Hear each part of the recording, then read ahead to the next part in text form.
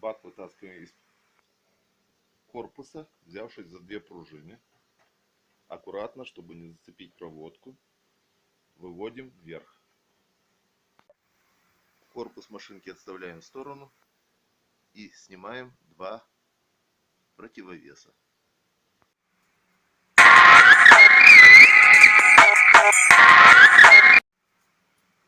Дальше что мы делаем?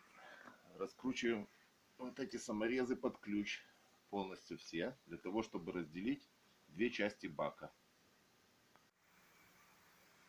Ну вот, мы разделили барабан, то есть бак. Добрались до барабана. Сейчас будем раскручивать, шкив откручивать. Переворачиваем бак барабаном вниз.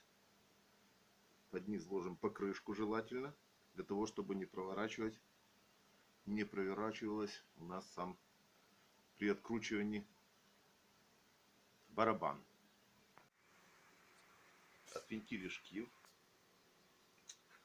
Иногда бывает, что вот этот болт у нас под звездочку, он не очень хорошо выходит.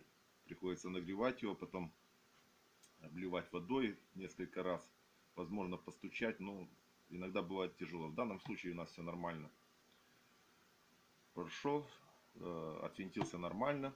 Сейчас будем вытаскивать барабан. Аккуратно поддевая снизу, вытаскиваем сальничек. Вот. Опять же, извините, одной рукой совершенно неудобно.